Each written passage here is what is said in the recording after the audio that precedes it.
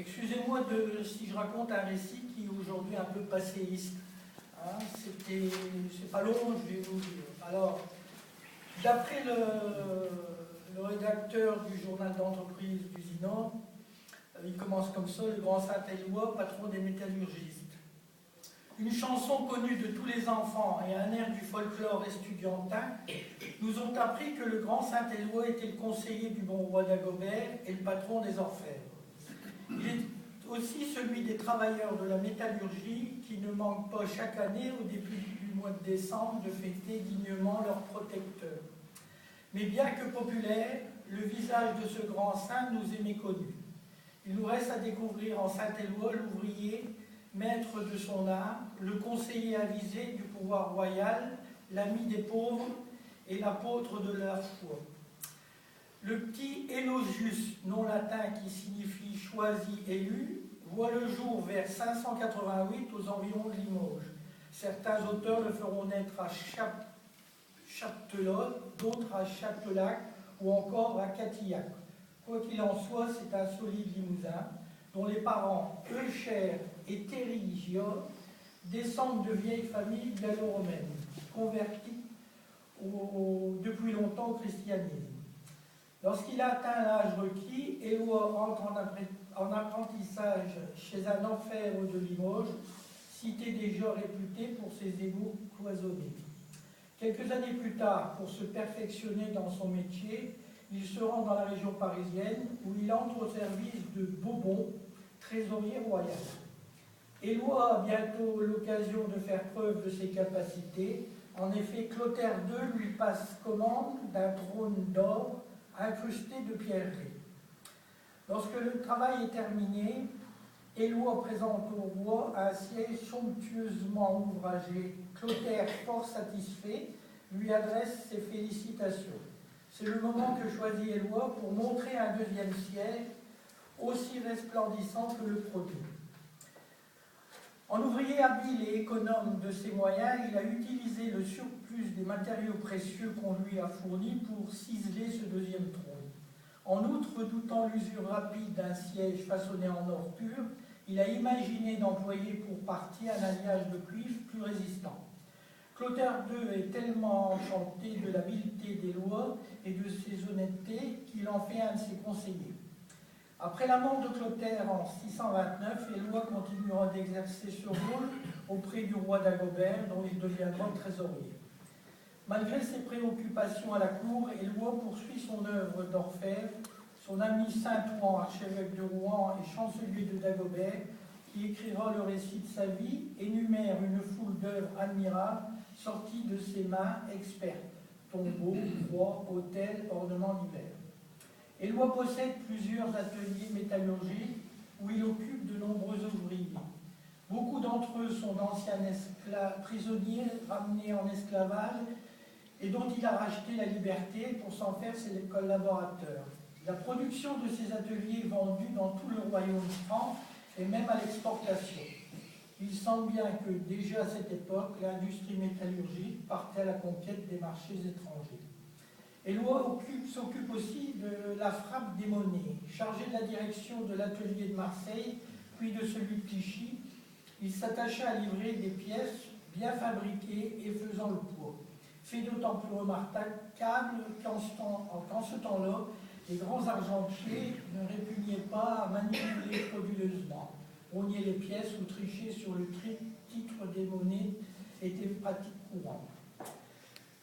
Alors, le Saint-Vincent de Paul du 7e siècle. Industriel prospère, Éloi se sert de ses richesses pour le bien de la communauté tout entière. Il fait construire des églises et des monastères, il rachète des prisonniers, il multiplie les aumônes aux pauvres, au point qu'on a pu l'appeler le Saint-Vincent de Paul du 7e siècle. Pourtant, le milieu dans lequel il vit n'est pas tellement favorable à l'exercice de ses vertus. Le bon roi Dagobert est tout aussi débauché et cruel que ses prédécesseurs, dont par exemple Clotaire II, qui a fait périr la reine Bruno en l'attachant par les cheveux à la queue d'un cheval indompté. Outre ces trois femmes légitimes, Dagobert entretient un nombre de concubines que le chroniqueur se déclare incapable d'énumérer. Le trait le plus cruel qui a souillé son règne est l'extermination de 10 000 familles bulgares, auxquelles, alors qu'elles fuyaient les Huns, il avait d'abord donné asile. À son actif, il faut pourtant noter qu'il rendait une justice exacte, gouvernait avec prudence et fermeté, aidé par des conseillers dont il avait su s'entourer et protéger les armes. Sous son règne, le royaume franc avait retrouvé une unité. À la mort de Dagobert en 539, Hélo peut enfin suivre son inclinaison et entrer dans les ordres. En 641, il devient évêque de Noyon. Comme c'est la coutume à l'époque, ce choix est ratifié par des acclamations de la foule. Quelque temps après, il est aussi évêque de Tournai. Dès lors, il va évangéliser les Flamands, les Frisons et les Suèves. Il avait trouvé, pour s'adresser à ses catéchumènes, un style direct et vivant, simple et compréhensif, dont les 17 homélies qui nous ont laissés gardent la trace. Au terme d'une vie épuisante, il s'éteint le 1er décembre 660, entouré de la vénération de tous. La cathédrale de Noyon conserve sous son maître-autel les ossements du Saint-Homme. Dès la fin du Moyen-Âge, le culte de Saint-Éloi commence à se développer en Limousin, en Artois en Bretagne et dans les Flandres. Il est alors choisi comme saint patron pour la corporation des orfèvres, puis toutes les corporations des divers métiers du fer, serruriers, cacailliers, ferblanchiers, fondeurs et surtout maréchaux ferrants. Dans certaines régions, il est invoqué contre les maladies des chevaux. Autrefois, à la campagne, les paysans et fermiers payaient le maréchal ferrant pour l'année le jour de la Sainte-Éloi. En retour, celui-ci offrait une collation à ses clients. Dans notre industrie, une longue et vieille tradition fait de la Sainte-Éloi l'une des plus grandes fêtes de l'année.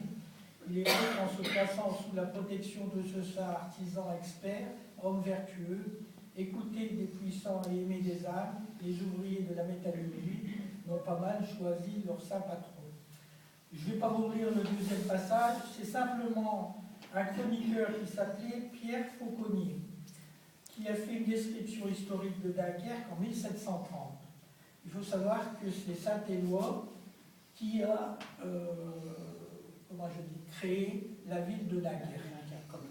Il a d'abord fait une église dans les dunes, et par la concrétisation de mots dunes et de kerk, qui en flamand église, c'est d'abord venu Dunkerque pour s'abréver après Dunkerque. Je vous remercie, messieurs, dames.